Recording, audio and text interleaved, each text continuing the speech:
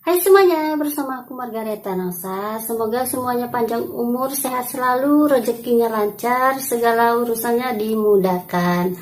Tontonin terus sampai selesai. Jangan lupa subscribe, like, comment, and share ke semua teman-teman.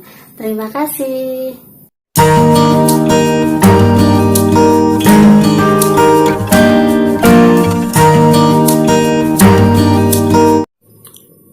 Aku hari ini mau bercerita tentang mama sama papaku, karena tepatnya mamaku yang berulang tahun juga hari ini, tanggal 20 bulan 8 2021, ulang tahun ke-56. Mama, selamat ulang tahun, semoga sehat terus, panjang umur. Mama selalu kuat, jangan bosan-bosan kasih kita nasihat. Biarpun kita yang anaknya sering buat kesel, sering buat marah, tapi mama nggak pernah bentak kita. Dari kita 11 saudara, aku belum pernah lihat mama bentak, saya pernah marah-marah. Mama yang luar biasa, selalu tegar, mama yang hebat, yang nggak pernah nyerah, nggak pernah ngeluh. Biarpun istilahnya namanya juga hidup ya, pastilah ada cobaan, pasti ada rintangan gitu, dan begitu juga nggak semua orang suka sama kita gitu. Tapi mama nggak pernah hiraukan, biarpun mama itu sering diomongin orang, sering dihina, sampai aku ingat pernah ada yang ngatain, kan di kampung itu yang paling banyak saudara, mungkin kita saudara karena kita 11 saudara, dan puji Tuhannya biarpun kita 11 saudara, mama sama papa bisa membiayain kita sekolah semuanya, dan aku sangat senang, sangat beruntung gitu. Dan kita bisa sekolah juga tanpa ada bantuan dari orang lain, tapi itu hasil keringat mama sama papa, mama hasil noreh. Pokoknya hasil kerja keras mama sama papa. Aku sangat beruntung punya orang tua yang baik, pengorbanannya luar biasa, selalu mengajarkan kita yang baik. Aku sangat beruntung gitu punya mama sama papa gitu yang penyayang, selalu mengajarkan kita jangan ada musuh antara saudara gitu. Kadang kalau biasalah kita saudara pastilah ada cekcok gitu, ada salah paham apa gimana, tapi mama yang selalu nengahin, papa yang selalu nengahin gitu. Dan puji Tuhan kita sampai sekarang nggak ada yang musuh-musuhan, tapi kita saudara saling mendukung satu sama lain gitu. Dan mama itu orangnya tegar, sering diomongin, anaknya sekolah-sekolah, padahal dia belum tentu mampu biayain anak di sekolah gitu. Tapi intinya sampai pada sarjana anaknya, biarpun sering dihinain orang gitu. Karena pagi-pagi mamaku sama papaku tuh ke kebun noreh, pokoknya nggak ada libur-liburnya. Tapi demi anaknya, biarpun diomongin orang, dikata-katain. Aku ingat waktu itu rumah kita paling jelek lah istilahnya, kalau waktu itu masih dinding papan ya, rumah masih dinding papan, dan ada bolong sedikit dindingnya itu. Dikatain orang gini, itu rumah dia yang paling jelek di kampung katanya gitu kan. Rumahnya paling jelek di kampung, anaknya disekolahin semua ya, padahal belum tentu dia mampu biayain sekolah anaknya, belum tentu dia bisa nafkahin anak-anaknya gitu. Dan mama sama papa nggak hiraukan omongan orang itu gitu, dan mereka tetap melakukan kerja dan tanpa menghiraukan omongan orang yang meremehkan mama sama papa gitu. Tapi sedikit demi sedikit kita baikin mama sama papa gitu. Dan kita juga bisa merenovasi rumah, biarpun rumahnya itu nggak mega, tapi kan istilahnya udah mendingan lah sedikit. Yang tadinya dindingnya dinding papan, tapi sekarang udah istilahnya udah semen dindingnya, lantainya juga udah keramik, biarpun belum semuanya direnovasi gitu. Yang tadinya orang yang sering menghina ke keluarga kita, setiap kita pulang pasti orang itu sering nanyain, ada baju bekas enggak? Kalau ada baju bekas bawalah gitu. Dan tapi mama sama papa selalu ngajarin kita, jangan pernah ada dendam sama siapapun orang yang pernah nyakitin kamu, jangan ada dendam. Bila perlu lakukan, tunjukin yang terbaik buat orang yang menghina gitu. Dan sampai sekarang aku ingat gitu, bukan cuma satu orang yang sering ngatain gitu, nggak sering ngatain mama, sering ngatain keluarga kita gitu. Dan sekarang melihat kita kalau kita pulang kampung, ya biasa aja main ke rumah gitu, dianya main ke rumah gitu. Dan jujur aja, kalau kita pulang kampung nih, jadi kita itu nggak fokus ngumpul sama keluarga, nggak fokus ngumpul sama orang tua, tapi rumah kita itu selalu didatangin sama orang-orang gitu. Kadang bahkan pagi hari jam 6 atau jam 7 sudah ada yang main ke rumah pas kita lagi sarapan. Jadi kalau istilahnya sarapan, kita nggak sarapan sama keluarga, tapi kadang ada yang udah main ke rumah gitu. Jadi pas sarapan juga sarapan bareng gitu. Biarpun kadang aku niatnya gitu pulang kampung pengen ketemu sama orang tua, puas-puas kangen sama orang tua gitu, sarapan pagi misalnya, makan bareng. Tapi kadang di saat kita lagi sarapan ada yang datang, kan kita nggak enak ngusir orang gitu, akhirnya sarapan bareng. Terus kadang kita lagi makan, ada juga yang datang gitu ya, kita ajakin makan bareng juga gitu. Dan itu termasuk orang-orang yang sering menghina kita, orang-orang yang sering ngomongin kita gitu. Dan kita nggak sakit hati gitu. Itu cukup buat pelajaran juga buat diri aku gitu. Jangan pernah menghina orang, jangan pernah meremeh orang. Belum tentu orang di mata kita itu rendah, tapi di mata Tuhan bisa aja orang itu ditinggikan derajatnya gitu.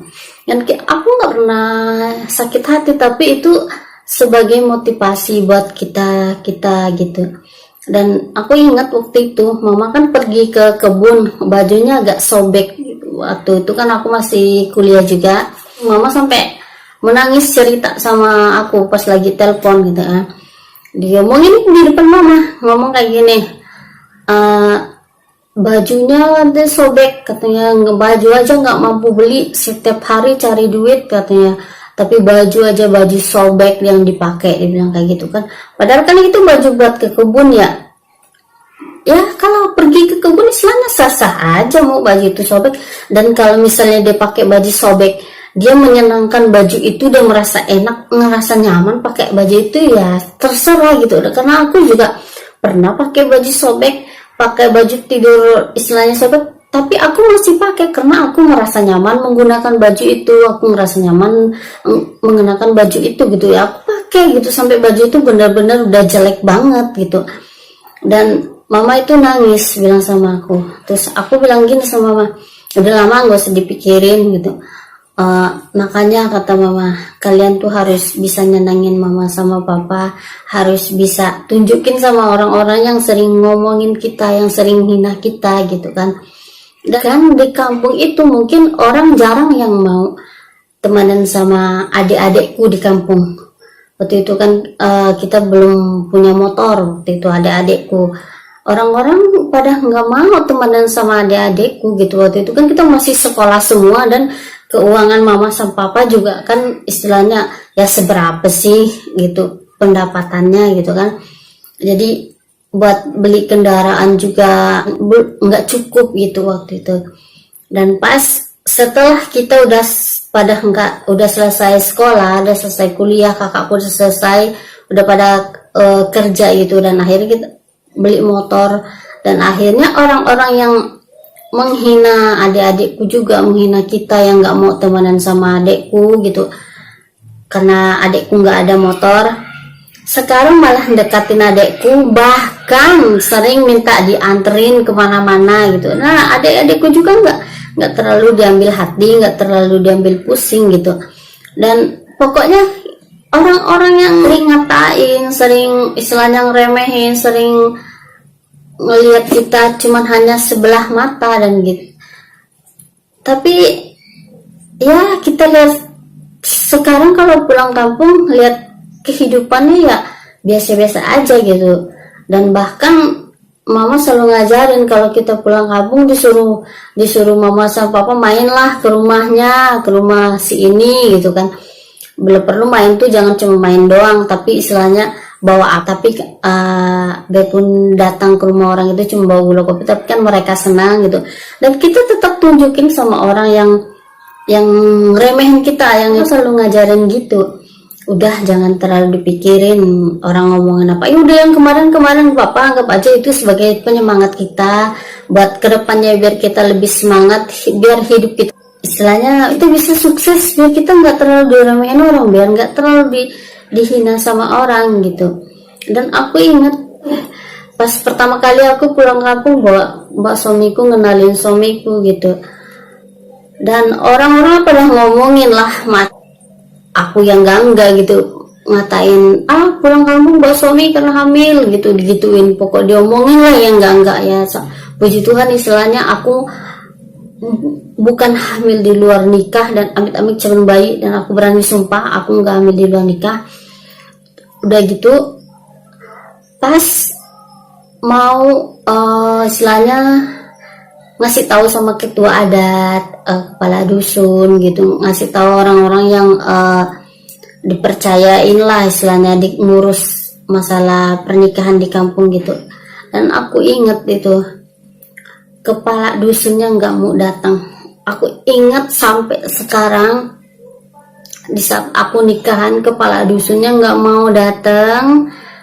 Yang datang cuman ketua adatnya, nggak mau datang kepala dusunnya.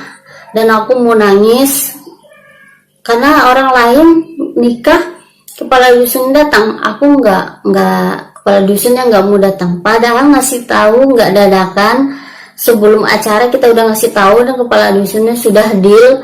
Tapi berkat bantuan mama sama papa aku ingat sampai mungkin 3 kali mama sama papa datangin rumah kepala dusun, suruh datang ke rumah gitu. Dan karena ada bolak-balik mau papaku datang, mau kepala dusunnya datang, dan beralasan kepala dusunnya itu nggak mau datang di acara nikah aku itu gara-gara katanya suami aku itu orang luar, bukan orang dari kampung situ. Dan itu sangat aneh gitu. Banyak orang di kampungku tuh yang nikah bukan sama orang kampung situ, tapi mereka biasa-biasa aja, lancar-lancar aja gitu, nggak dipersulit gitu. Tapi giliran keluarga aku, giliran aku sama saudara-saudara aku gitu dipersulit sama mereka. Dan kakak aku juga ngalamin hal yang sama. Sebelum aku nikah kan kakak aku yang duluan ngerasain dipersulit sama mereka juga gitu. Dan pokoknya dipersulit banget gitu. Dan aku inget gitu orang-orang yang selalu menghina, selalu meremehin kita, dan kehidupannya juga biasa-biasa aja, kehidupannya juga enggak lebih dari kita gitu. Tapi kita ya biasa aja, kita cukup lihat aja orang-orang yang sering menghina kita itu, sering ngeremehin keluarga kita. Dan kita nggak tahu sampai sekarang, aku juga nggak habis pikir ya apa penyebabnya mereka nggak senang sama kita. Dan kita juga nggak pernah ganggu orang, dan mama sama papa juga nggak pernah ikut orang nongkrong gimana, nggak pernah gitu. Karena papa aku juga nggak suka bergaul gimana sama orang-orang di situ, karena emang mereka sensi aja, nggak tahu kenapa lah gitu. Dan ya saya bersyukur sama papa buktikan sama orang gitu, biarpun orang ngomong ABC tapi anak-anaknya pada sekolah gitu. Dan itu salah satu penghargaan yang luar biasa juga, menguji mental, mengajarin mental aku biar aku juga lebih kuat gitu. Dan papa itu juga papa yang luar biasa, cuman PNS, guru, tapi sekarang udah pensiun. Dan kemarin juga ulang tahun di tanggal 7 bulan 7 2021, ulang tahun ke 67. Semoga papa selalu sehat. Kemarin juga habis dirawat. Semoga papa sehat terus, panjang umur, bahagia selalu. Jangan berhenti ngasih kita yang anak-anak